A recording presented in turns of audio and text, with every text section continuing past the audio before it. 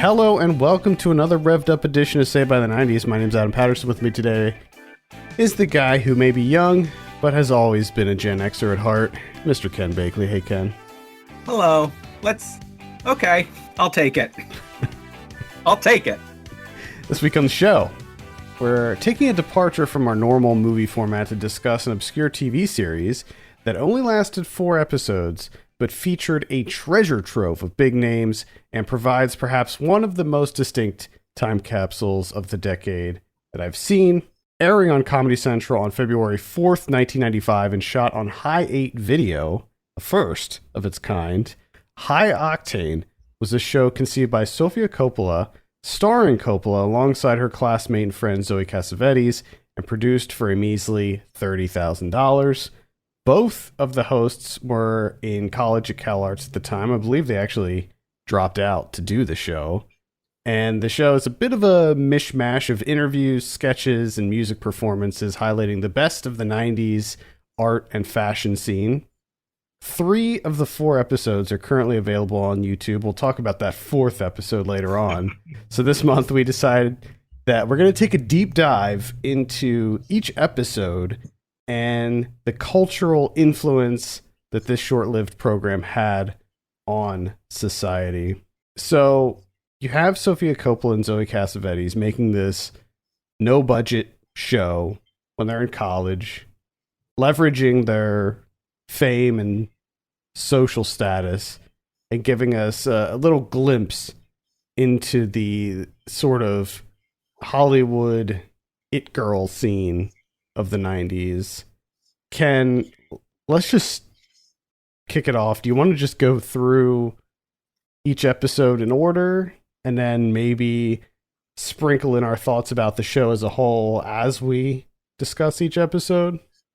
I mean, let's just talk about it and see where it goes. I mean, to rigidly structure this, I almost feel would go against the ethos of the show.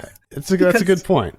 I like the lazy route that people would take with this would just be to kind of make fun of the anarchic qualities, the idea of it, but they don't want it to be that. I don't want it to just be jokes about it, because it's a genuinely interesting thing to consider. It's like this fascinating piece of like just fully in a way experimental like filmmaking, and that is also serves as a time capsule several years on, as you've mentioned, and also aired on television. I mean, I think in this sort of 1994-95 era of cable, which I'm not old enough to remember this particular era of basic cable, but obviously it was extraordinarily different than basic cable as it exists now, even if some of the channel names are the same.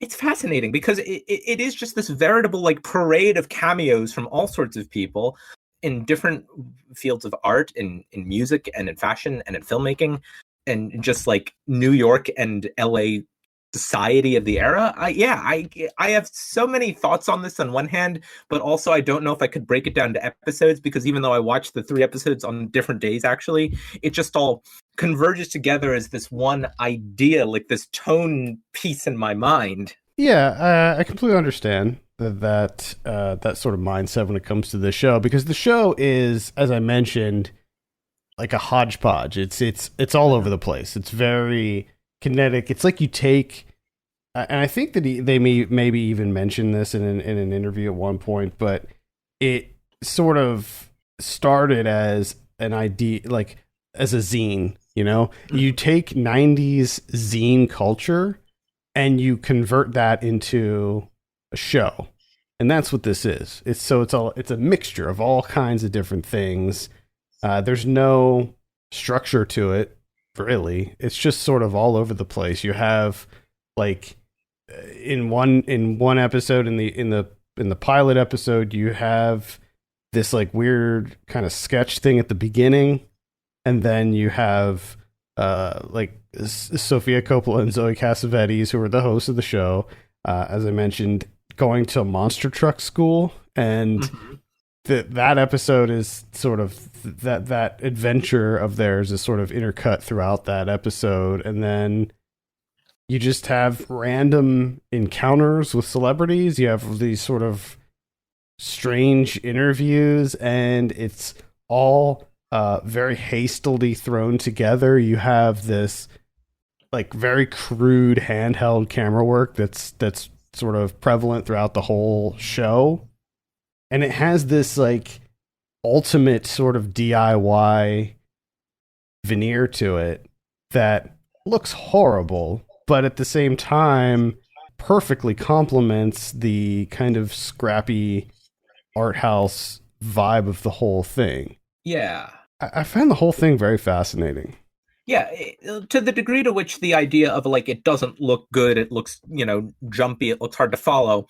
I think you can chalk that to two things. One, it was, I think, in a way intentional, just that sort of very improvisational nature. And second, of course, the only way to see the show is to find this like VHS copy of the episodes that we saw on YouTube, which also does not look great and like adds to the effect.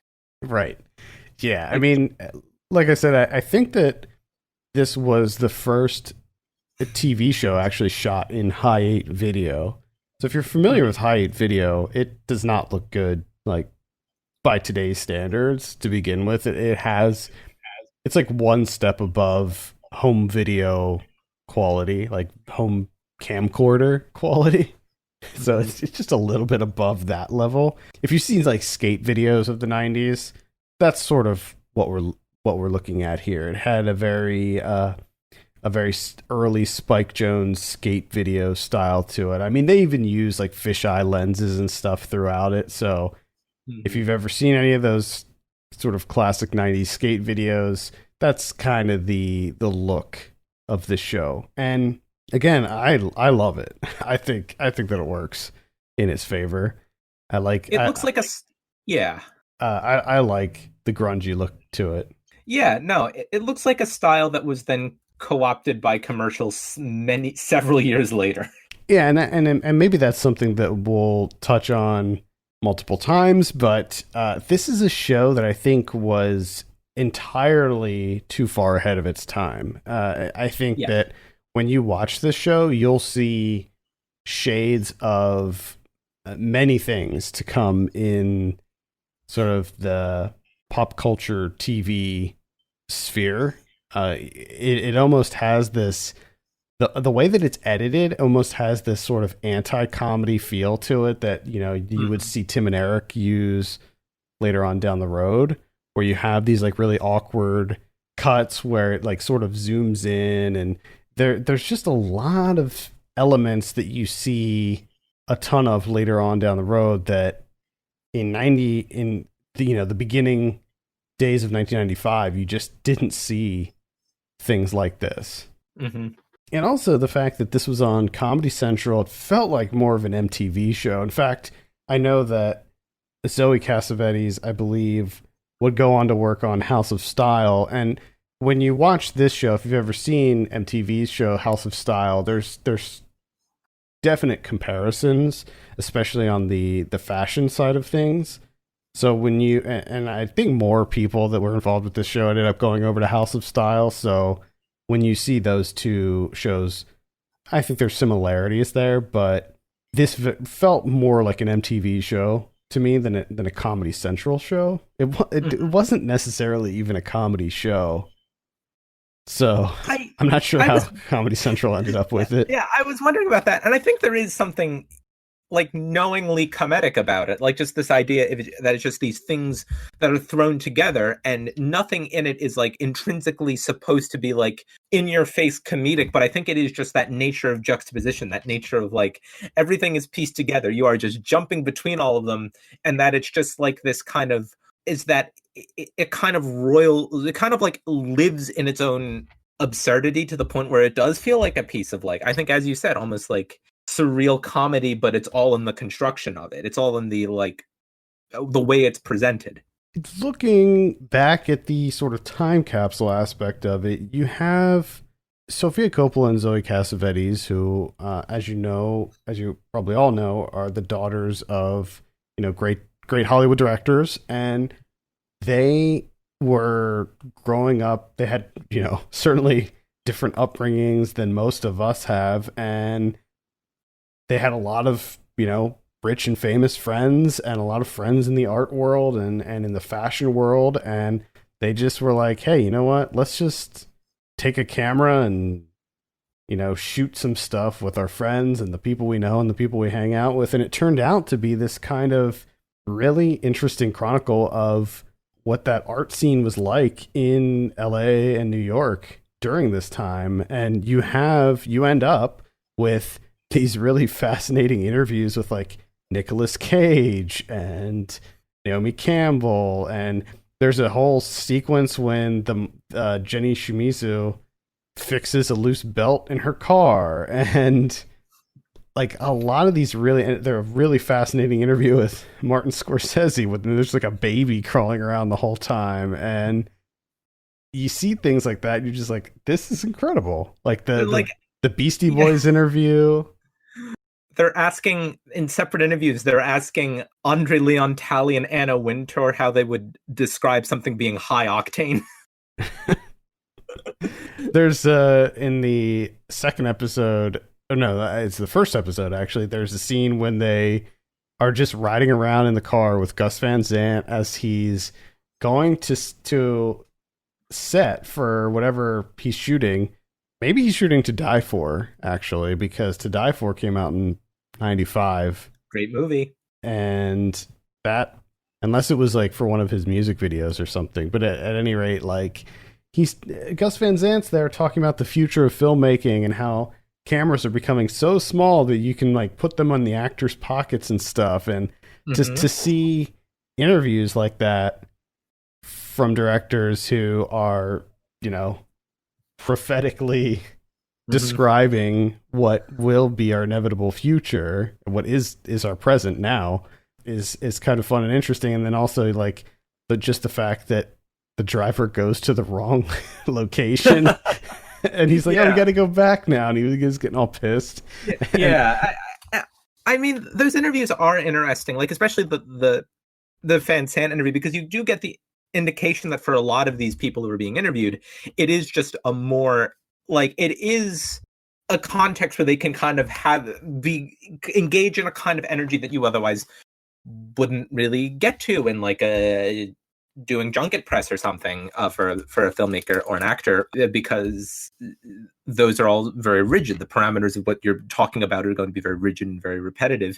And of course, as I alluded to earlier, asking people how do they define high octane? That's that weird thing. Why is the show called High Octane? Well, I don't know if I can give you a full answer, but I do know that at the end of every one, they just ask people end of every interview, or most interviews, they ask people to define how they would describe something as being a high octane, and they just have to answer. It's like a personality test almost. I like how they asked Scorsese who his favorite Beastie Boy was. I don't think they asked Scorsese what was high octane. They just asked him who his favorite Beastie Boy was. That's sort of the other theme. If you can sort of tack a theme onto the show, it is this blending of all of these art forms, acting, fashion, and music with cars. So you have this injection of car culture in there as well. So they interview, artists who draw inspiration from like hot rods and stuff like that. They do the monster truck school. There's a scene, one episode, where they go out with a stunt driver and drive around and do stuff. They use Sofia Coppola's actual car in like the intro and outro. That's her red convertible. Mm-hmm. And so there's this kind of car culture aspect of it as well, which I think was kind of hip there for a while when you had that there's like a bit of a rockabilly revival going on. So there's that element of it too, which might not necessarily fit all the time, but it lends itself to some kind of interesting things. I thought that the Robert Williams interview was interesting, especially with the Debbie Harry telling the Ted Bundy story about how she ended up hitching a ride with Ted Bundy, and Ted Bundy almost kidnapped her, and she became one of his next victims. That's freaking wild. There's an interview with Tracy Ullman where she's talking about electric cars and how she thinks that electric cars are going to be the future, which is, obviously on point. There was also an element. One, it's a great interview, and secondly, yeah, I think there was also that, and it was interesting because there's also that, like, there was also, I think she also had kind of a sense of resignation about it. Like, she wants the people to use more electric cars to catch on, but she doesn't think they will. But even though it'd be a good idea, just because she talks about, complaining about the air quality in LA and that she, right, and she also takes a shot at Ed Begley Jr. and his electric car, which I thought was also Ed Begley funny. Jr. driving an electric car that takes 48 hours to charge or something. But at the same time, being pro electric car and, kind of hoping that more people would use them, but not being terribly optimistic just because of the way that the things were. But, just an interesting, like, snapshot of being able to talk about the way you're looking at something at a very particular period of time, even in these sort of, like, very kind of casual or irreverent interviews. And it's just a really interesting look at that. There's also a segment where Thurston Moore interviews somebody in an alley every episode. Thurston's Alley. Got it. It has a theme song. Yeah, he interviews Johnny Ramone in the first one, I think. Mm-hmm. And it turns that alley was actually the alley that was next to his apartment in New York. And so that's where he decided to just do these interviews.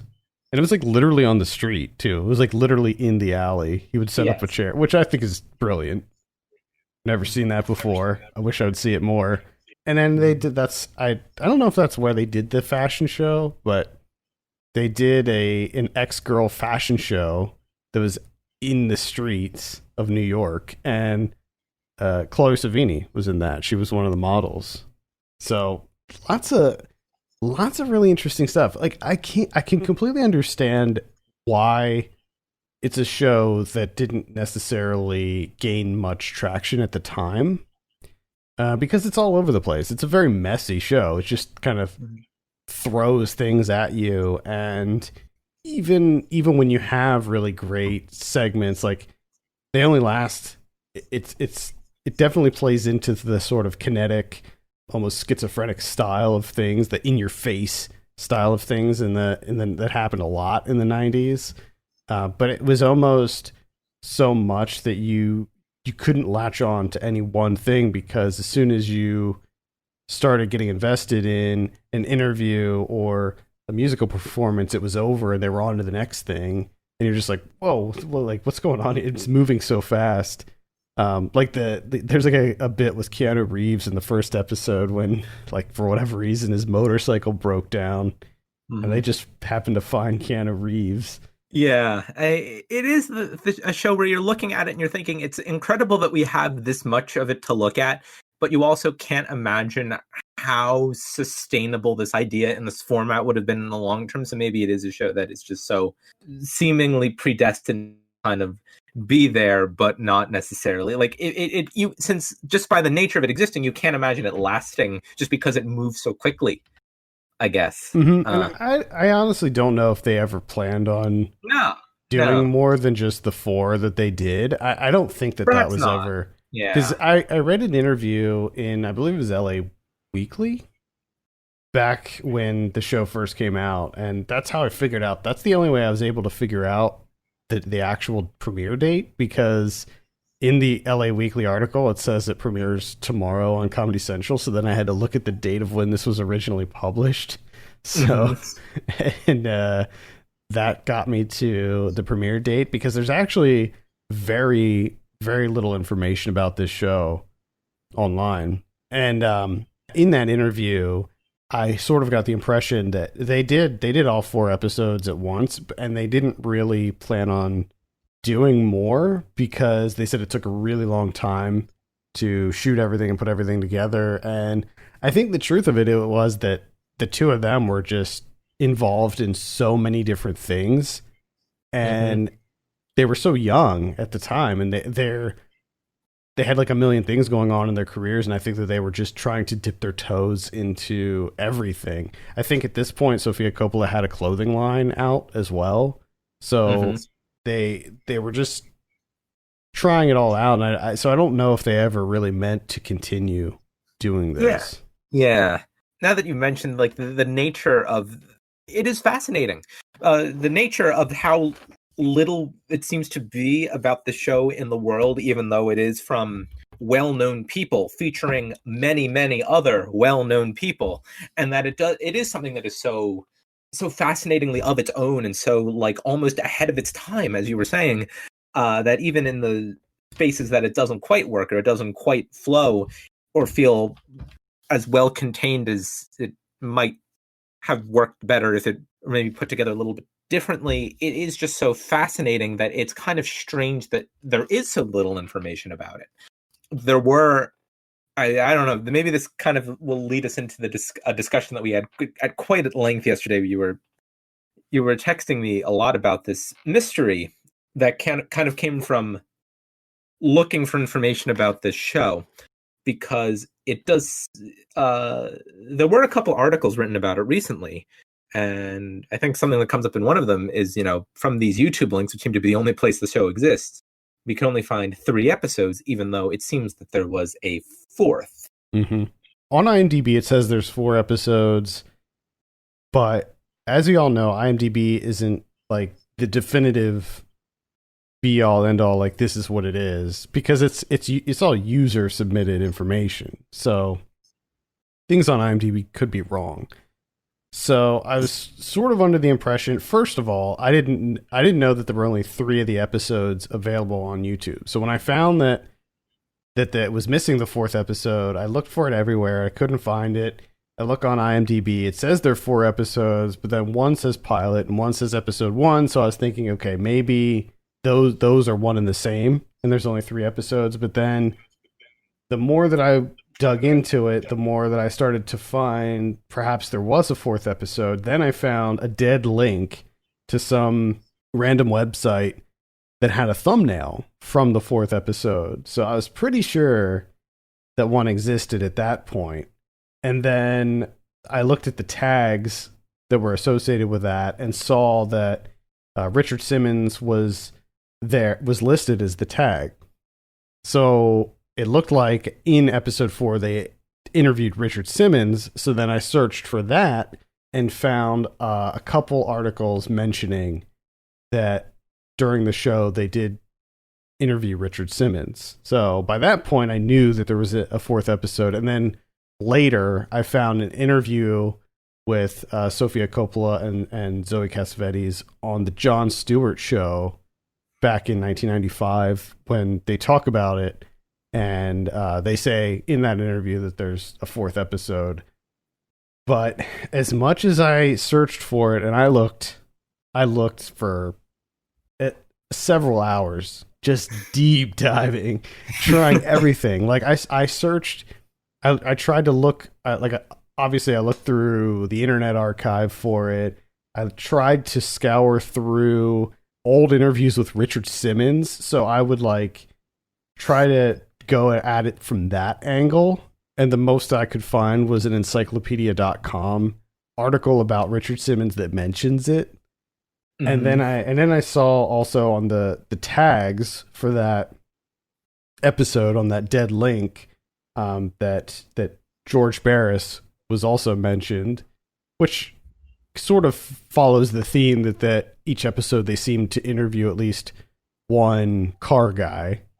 Mm-hmm. So I started looking at Richard Barris to find if someone clipped at least that one segment, maybe not the whole episode, but just trying to find any evidence of this episode being online.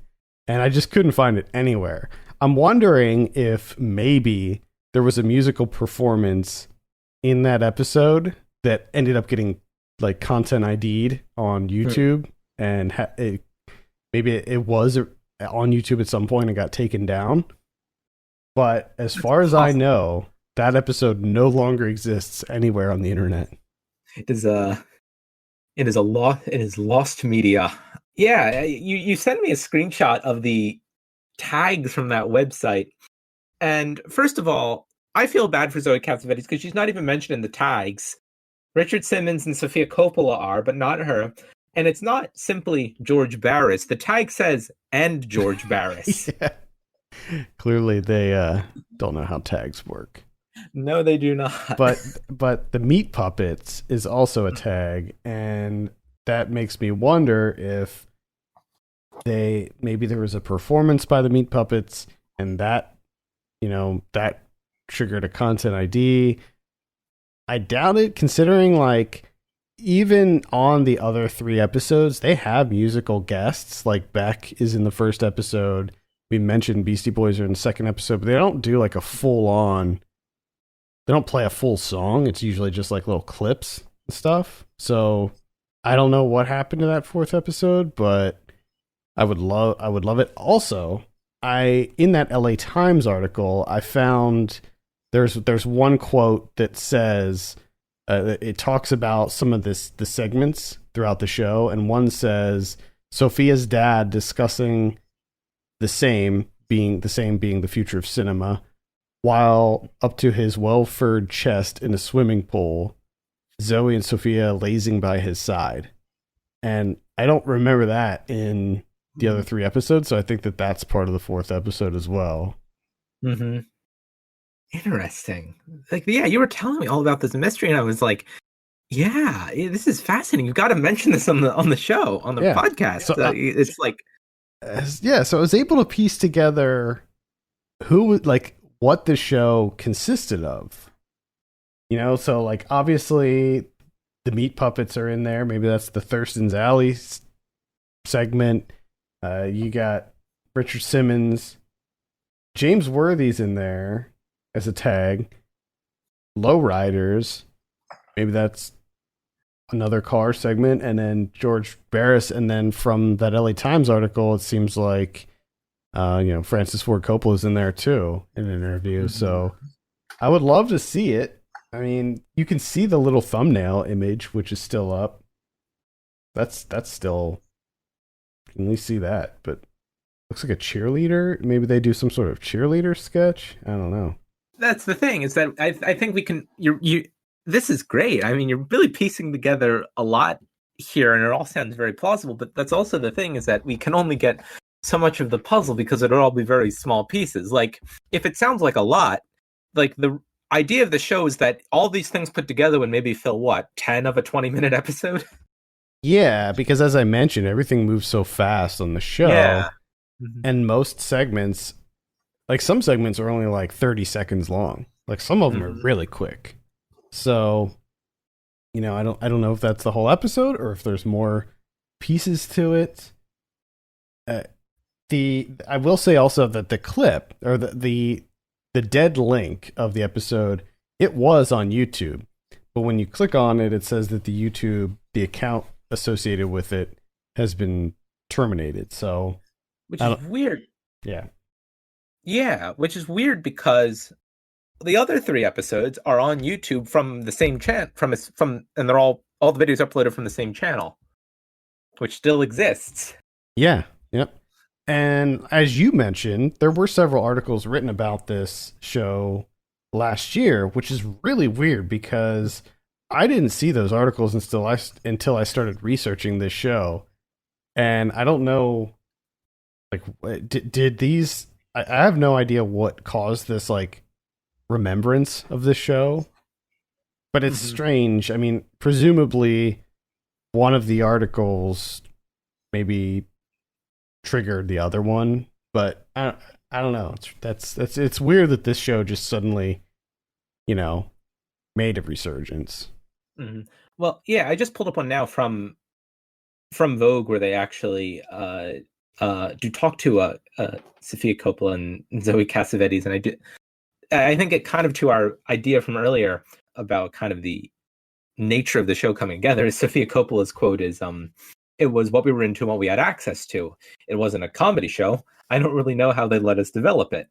Which, kind of just feed into the mystery that you had earlier, and I maybe tried to over explain maybe of it being on Comedy Central, but Yeah, I don't think it was really conceived as not anything inherently funny. Maybe there's just like idiosyncrasies in how it's presented, but also read the article, last May, saying that there are 3 episodes on YouTube.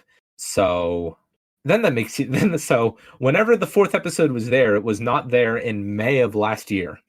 Well, and the other thing is that on the IMDb page, when you look at the cast list, everyone is only credited for 3 episodes. Mm-hmm. So like Sofia Coppola and Zoe Cassavetes, who are the hosts of the show, are only credited for 3 episodes. So that leads me to believe that the 4th one hasn't been available, or at least not in any stretch like widely available, for probably a really long time. Mm-hmm. It seems like maybe one person uploaded it to YouTube and then either got it kicked off of YouTube or deleted their account at some point. Almost adds to it. It almost adds to the quality. It almost adds to the energy around it. I almost. Yeah, there's just another episode missing. I almost emailed Sofia Coppola's PR team to see if I could try to get in touch with her to see if she had the episode.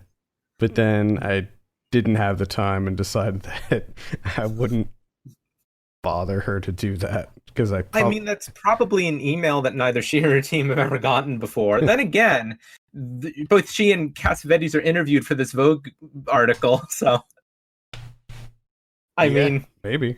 So yeah, clearly they're open to doing press about it 26 or 25 years later. Yeah, I mean, yeah, I'm just looking at more of these interviews from quotes from the interview. It's just like, and Zoe Cassavetes kind of says too, kind of this whole ethos of the show. It's the very beginning of multimedia. We weren't trying to start a revolution or anything, but we didn't have money to start a show. We were like, she says, let's take these cameras and do these fun things. Yeah, it's just really fascinating. It's in that thing where it's not, it's so easy to look at it and just think of it. I think it would be so easy for people to look at it and kind of just dismiss it as just an anarchic set of things put together, which maybe is why there's this whole like maybe hiding in plain sight element about it. But at the same time, if it is just people, documenting what they're interested in, the people that they're around, and kind of just the worlds that they're living in, then with time and with distance, it does become like an interesting time capsule. And just the way that it's presented also communicates a message. And I think I agree with that sentiment, and just sort of expanding upon that, I think that if you're watching that show as a teenager or someone in their 20s in 1995, you're gonna it's possible that you could look at it as like this kind of snooty, stuck up, maybe a slightly pretentious thing where there's these like rich girls just running around Hollywood with daddy's money, just shooting their rich Hollywood elite friends, so there's that element. I'm turning into a Fox News presenter now. but I'm saying that's how. Yeah. I think that is how it could have been perceived back then. Now, I can tell you right now that if I was only 10 when the show came out, I literally never even heard of it before I stumbled onto a clip of it like a week ago. And if I was a teenager watching the show, I probably would have loved it. Mm-hmm. But it's because this is the type of stuff that I was into back then. But I could also see why, like, for some people, there might be a disconnect there, and people might find it to be a bit grating to see these two young women making this show, especially like about cars that they clearly don't know anything about, and just sort of gallivanting around, living the life. I like the confidence of talking about, car. I don't know anything about cars, and I would never talk about a car. I like like that confidence. Just making it I part do of too. the project. To be clear, I do too. I'm just playing devil's advocate. Yeah, no. And I get what you're saying. I'm just saying it just gave me another thing to kind of really be fascinated by it too. and I think that it goes along with the idea that it was a show ahead of its time too. Like I watch it now and I'm just like, damn, like this is so fascinating to see uh, these people who were, some of them were just starting out their careers, who would later become, prolific in whatever industry they're in. And then some people are at like the height of their career. And then you have all of these, like the fashion world stuff where, they were tapping into like these, like the X-girl trends and stuff that were just starting out back then that would later go on to sort of define the 90s. Mm-hmm. So, like, looking back at it now in 2021, I think that it just adds so much to it. And I think that I'm hoping that someday someone will release these in a proper way where they can be sort of archived and, filed away as one of these time capsules, like Heavy Metal Parking Lot or whatever, any of these other ones that sort of take a look at youth in a decade and sort of chronicle it. Yeah, and maybe also just and then I'm completely arguing from ignorance here because I don't have a before and after comparison, but like the idea of a also just now, and one element of the time capsule is just the idea of culture and of ideas and trends emerging from particular places at particular times, which that kind of become part of a wider part of the culture at large, which you might contrast to now when it feels like everything kind of simultaneously exists everywhere in its own fragmented corners. Oh yeah, yeah. Just with the way the internet is. And I think that it also marks, one of these transition periods, like right before the internet becomes a thing. This is 95. This is like just a couple years before the internet starts to take over. And it's back when zine culture is still a big thing. And I love like looking at this kind of 90s DIY stuff anyway, because I think that that's something that we lost when the internet age came about. And I think that there's a lot of people trying to hold on to that and sort of bring that back. I mean, you see like new zines coming out that sort of adopted that DIY style. And there's certainly brands and people who are trying to hold on to that sort of ethos. But, it's largely, it's a much different world we live in now, which is crazy because this wasn't that long ago. Mm-hmm. But I highly recommend giving this a look. Just, the episodes there's only 3 of them available. They're like normal, 22 minute episodes, and they have a lot of really fascinating people in them. I like just watching Sofia Coppola and Zoe Cassavetes do their thing, and how they have those like little kind of interstitial talking to the camera moments, like in between segments and stuff, and you're just like, okay, this is the director of Lost in Translation, and like, kind of, yeah. These are 2 people who will have filmmaking careers who are at this particular moment in time here. Just and just like, I don't know, sometimes maybe we have difficulty compartmentalizing the lives of people who are not us. Well, or like understanding. I know, like we're sort of jumping all over the place, like the show, I guess. But going back to like the interviews and how the interviews are conducted, I think that this show did something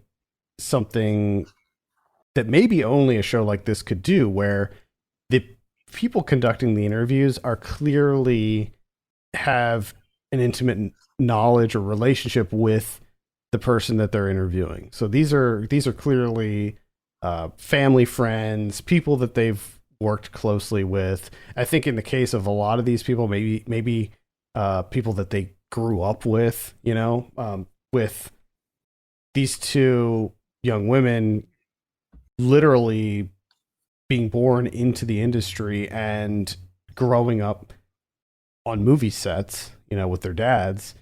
I think that it lends itself to the possibility of really interesting conversations with some of these people. Now, if that worked 100% of the time, that's another question, but I like the kind of candid, laid back style of the interviews where everyone seemed comfortable. Nobody felt like you had mentioned briefly before, it didn't feel like a press junket type thing where it never felt like an interview that they were compelled to do.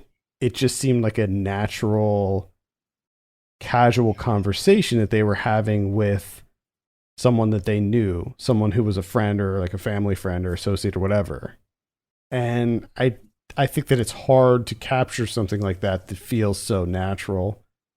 Especially like the Gus Van Sant interview and like the Scorsese interview too, to a certain degree, how you had that. I mean, I don't know who that kid was, but it was just so funny to see this kid like running around screaming and stuff during the interview. And it was just, it all felt so very laid back. And I really liked that.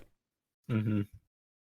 Yeah. Just the thing that both so Cassavetes and Sofia Coppola mentioned in that interview, it's just, taking a camera and documenting the people that they knew and the things that they were thinking about, and yeah, just presenting it in this way and kind of creating a show around those ideas, or even if it wasn't really going to be a lasting show, just this project, I guess. Yeah, I mean, even though it was a show that did feel like it had some kind of structure to it, I like the idea of it just being essentially home movies. I like you could take out all of the sketches and stuff and just leave the two of them just interviewing people as they travel and go to fashion shows and do what they do as people, as young people who are trying to figure out their place in this industry and where they wanted to be, because both of them proved to be insanely talented, and both of them ended up doing tons of different things. I mean, obviously Sofia Coppola never went back to acting, but after The Godfather Part 3, but they both did incredible things. And so I like this sort of home movie aspect of it. Yeah, definitely. I totally agree with that. That is really kind of just it definitely goes like just that idea of that going, those feeling like home pieces of home movies just put together in this way with that style. It just kind of creates this whole improvisational feel to it that just kind of really does feed into that snapshot effect.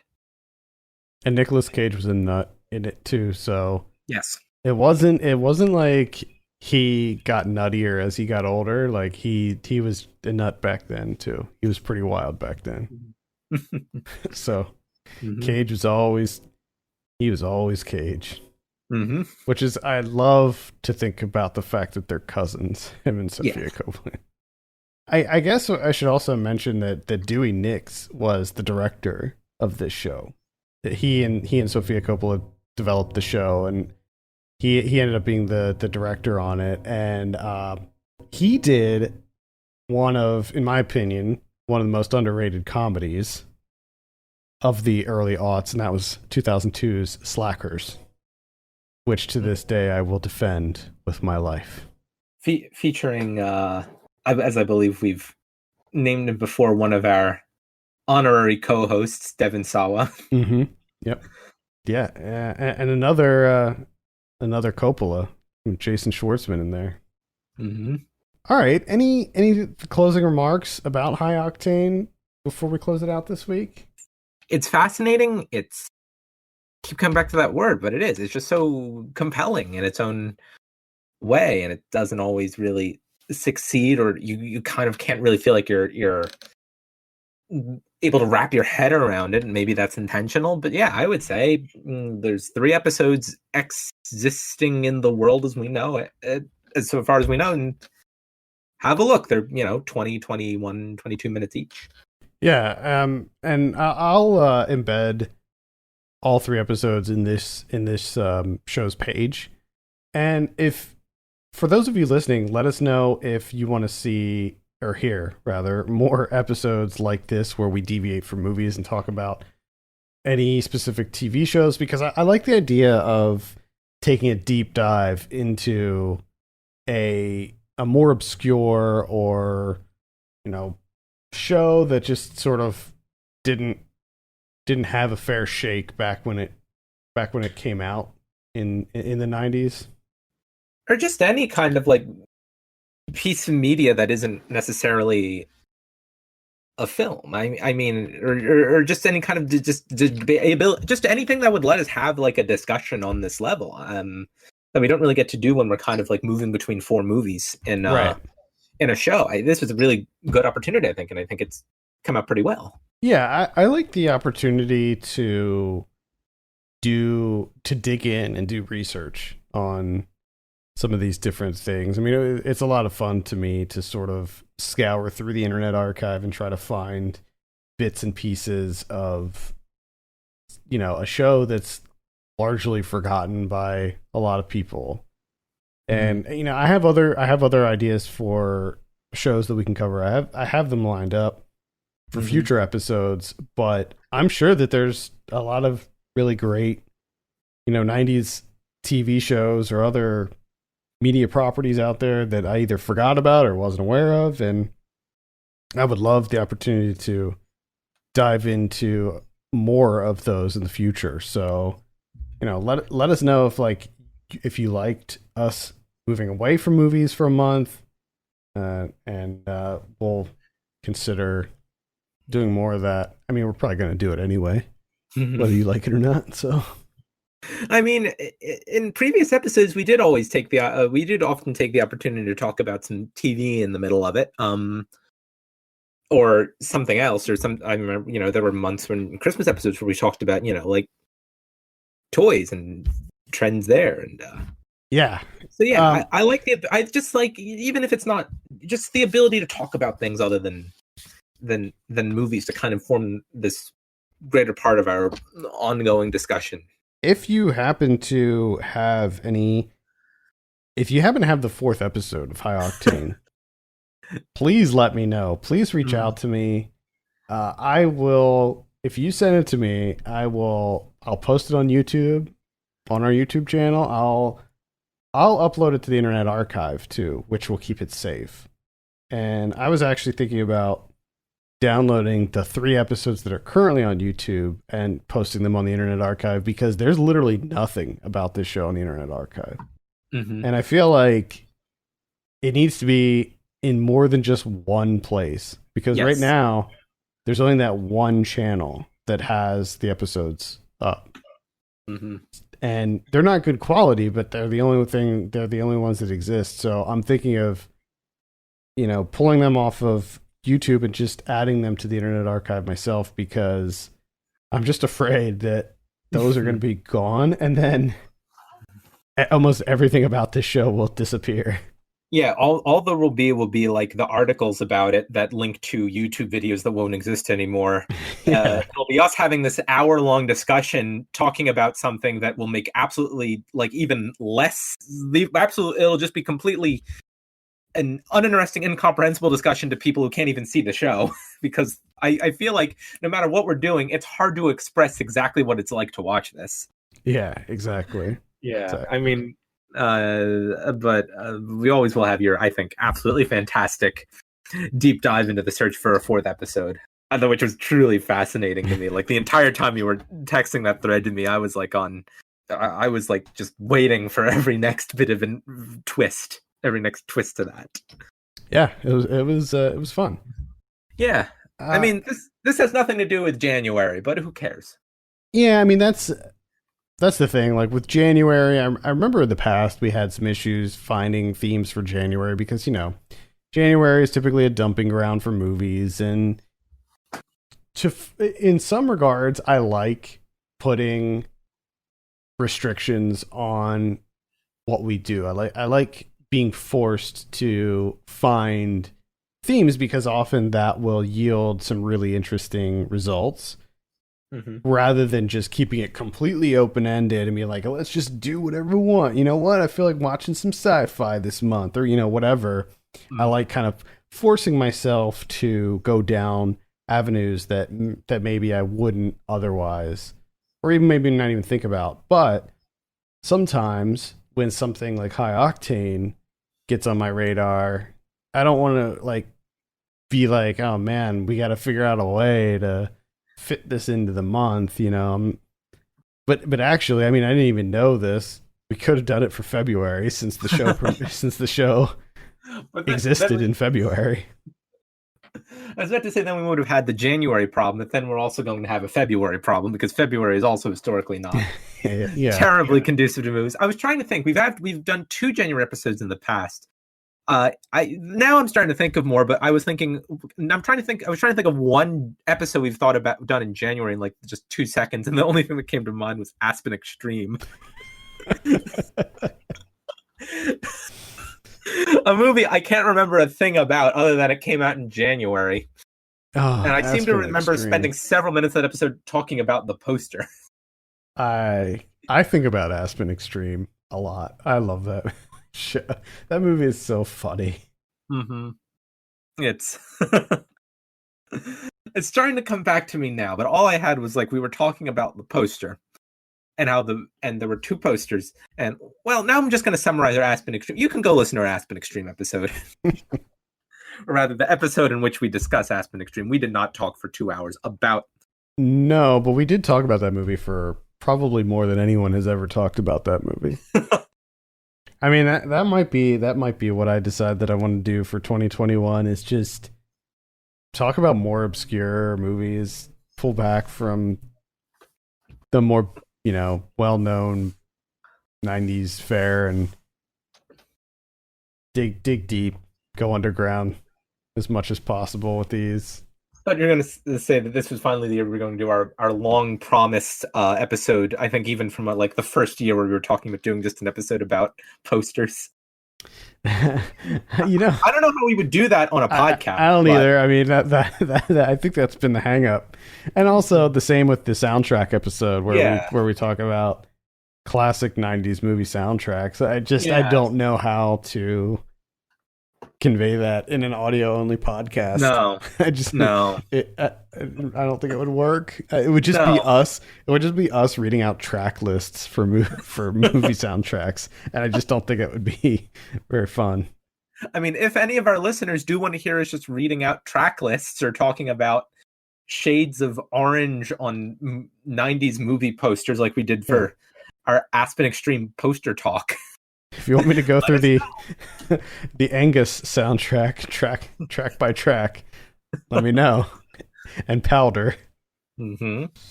Oh boy.